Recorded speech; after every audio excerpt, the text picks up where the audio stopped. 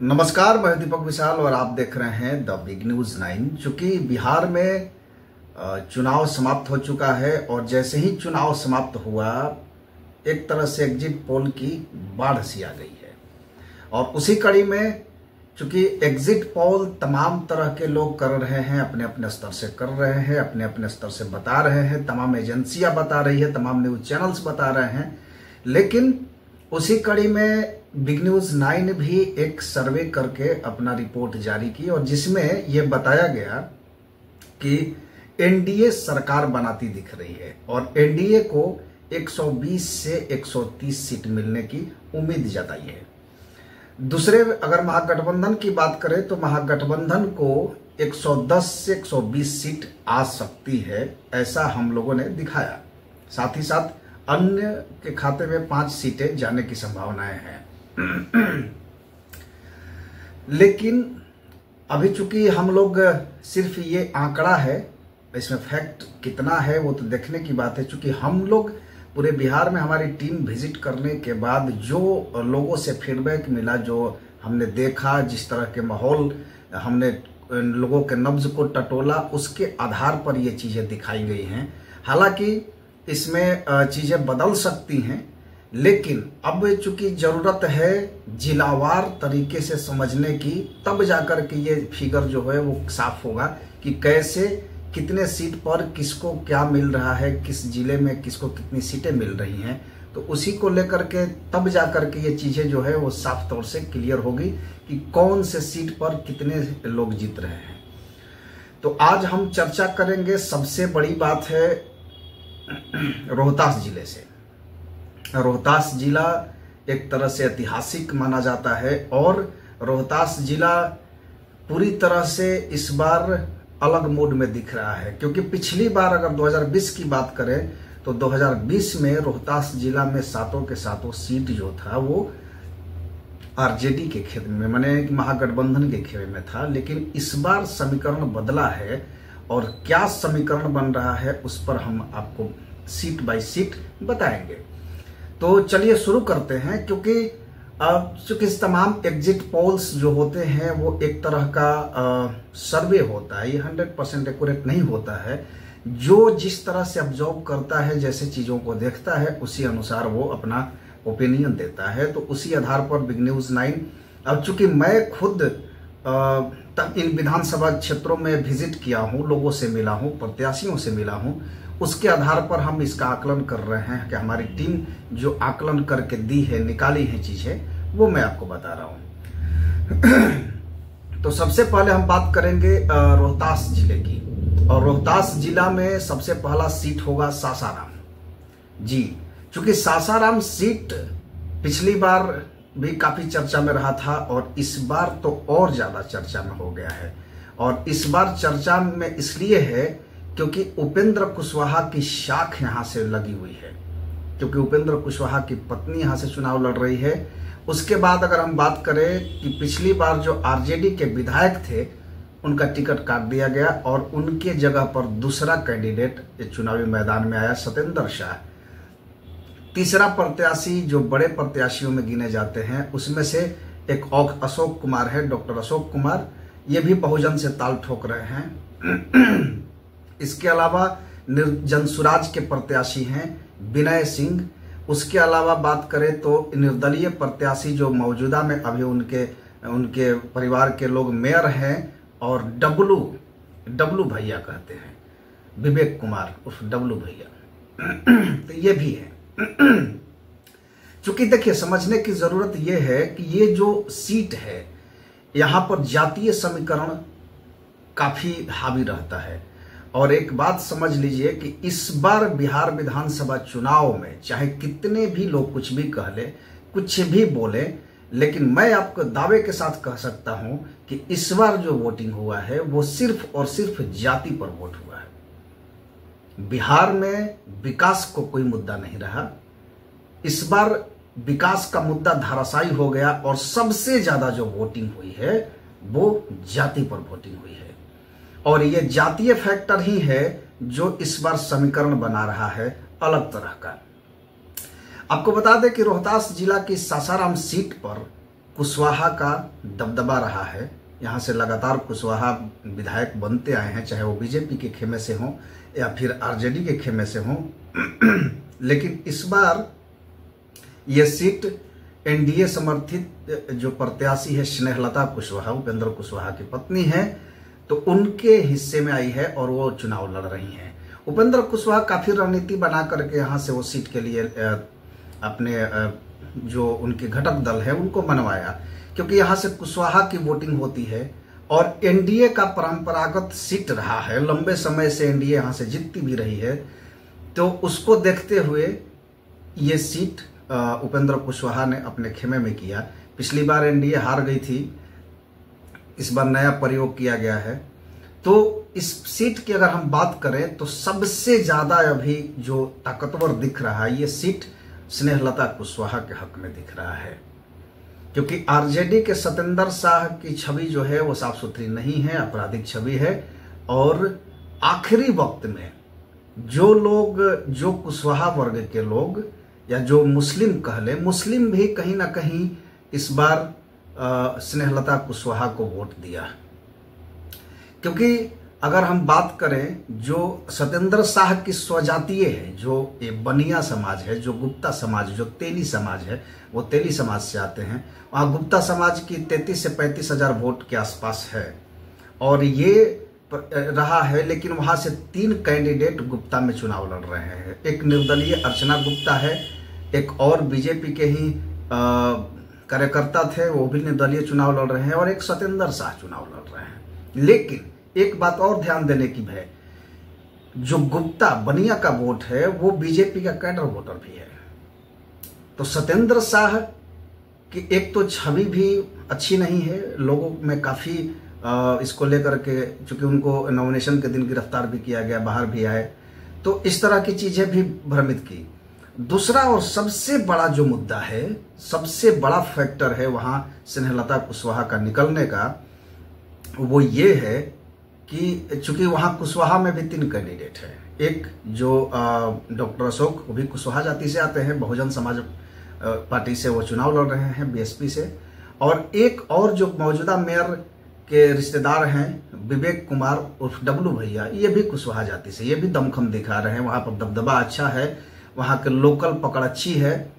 अशोक भी विधायक रहे हुए हैं, उनकी भी लोकल पकड़ अच्छी है। लेकिन लेकिन लेकिन अभी भी जो हमने पहले बताया कि जातीय फैक्टर ही सबसे बड़ा कारगर हुआ है, और यहाँ जातीय फैक्टर पर काम हुआ है।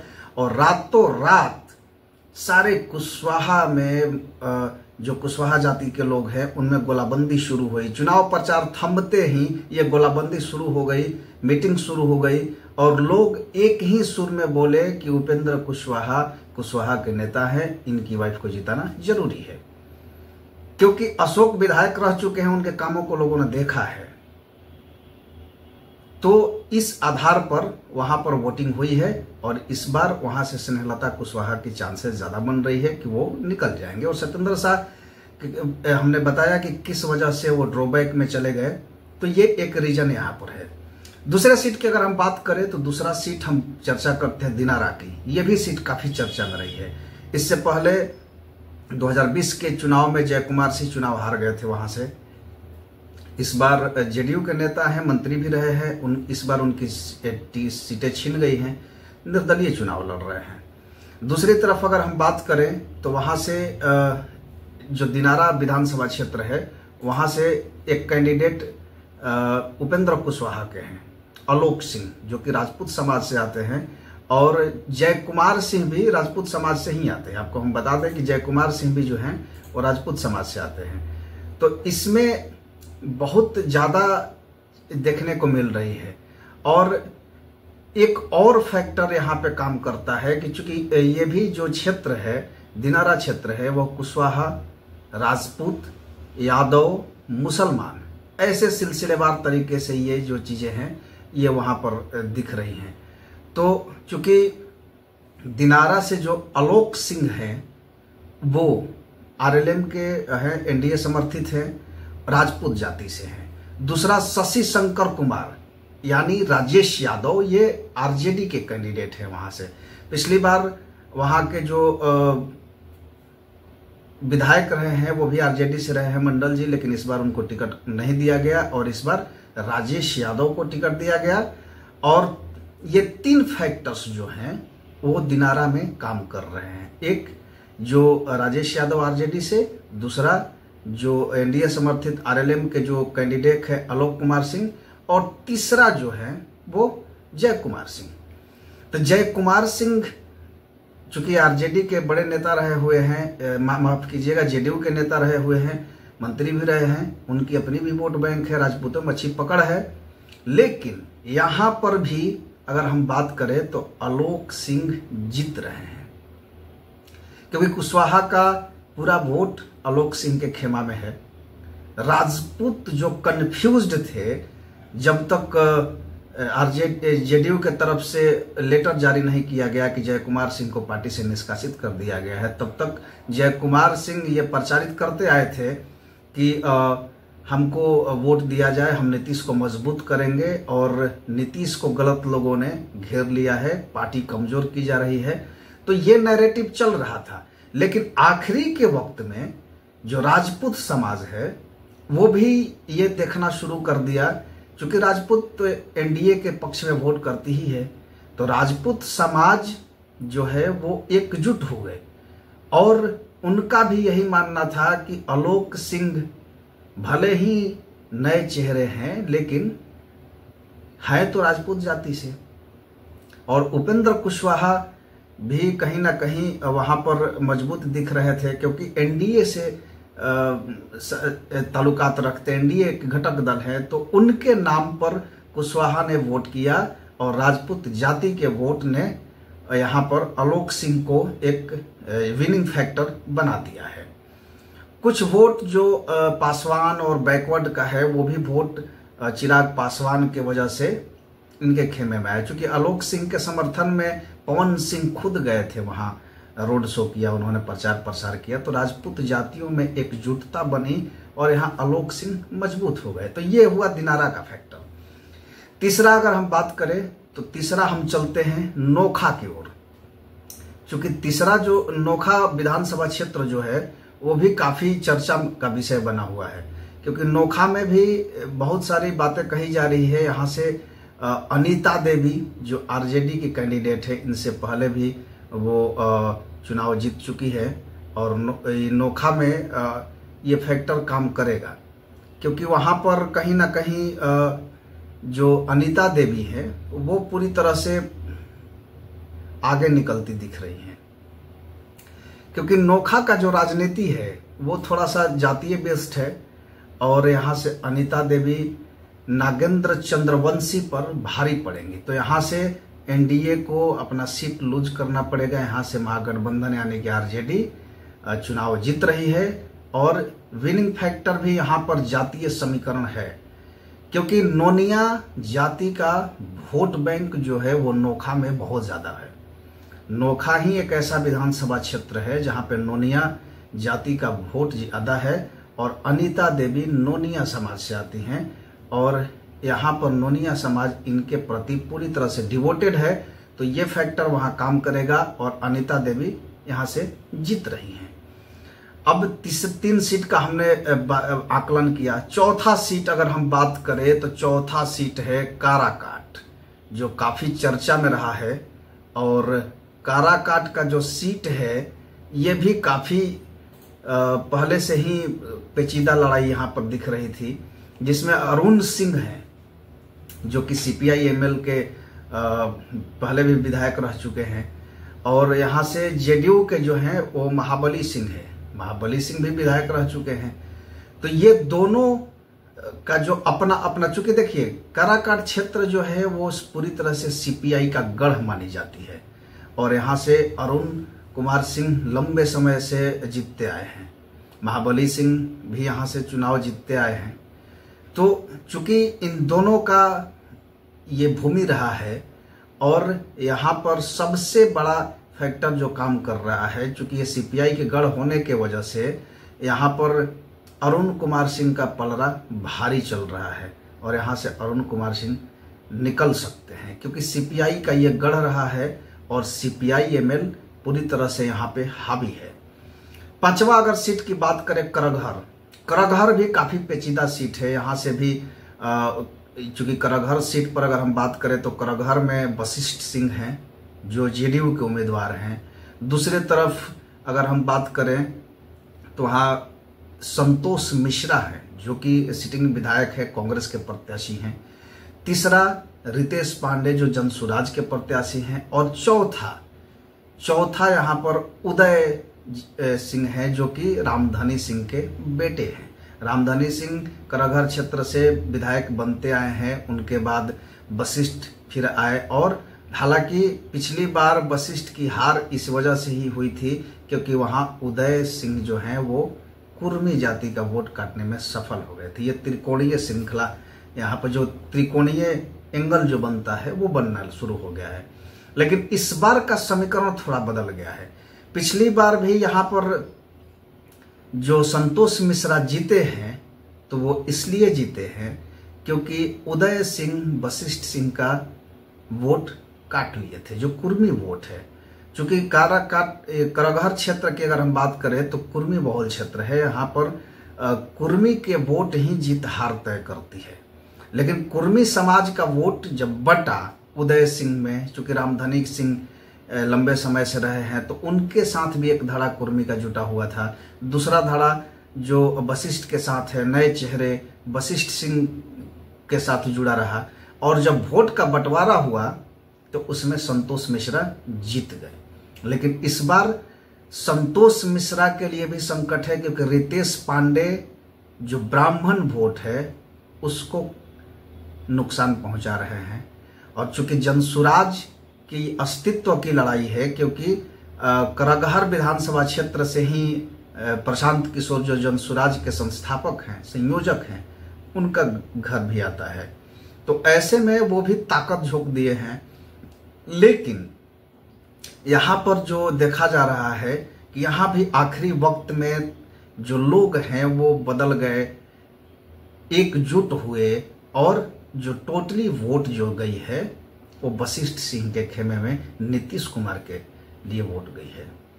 तो करगहर का भी ये हाल है कि यहाँ पर से भी वशिष्ठ सिंह जीत रहे हैं। अब अगर हम बात करें काराकाट हमने चर्चा कर लिया, दिनारा चर्चा कर लिया, सासाराम चर्चा कर लिया, नोखा चर्चा कर लिया, करगहर चर्चा कर लिया। अब 2 सीटें बचती हैं, डेहरी विधानसभा क्षेत्र और दूसरा चेनारी। तो चेनारी रिजर्व सीट है और यहाँ से चेनारी से मुरारी गौतम चुनाव लड़ रहे हैं जो कि पिछली बार विधायक रहे हुए हैं। फिर उन्होंने पाला कांग्रेस के टिकट पर चुनाव जीते और उसके बाद पाला बदल करके वो पहुंच गए बीजेपी में और अब एलजेपी-आर के टिकट से चुनाव लड़ रहे हैं। और उनके अगेंस्ट में अगर हम बात करें कि जो कैंडिडेट हैं एलजेपी-आर के तरफ से जो मुरारी प्रसाद गौतम को दिया गया और जनसुराज से यहाँ पर नेहा नटराज है, नेहा कुमारी जो कि जिला पार्षद भी रही हुई है, ये भी कहीं ना कहीं वोट काटेंगी।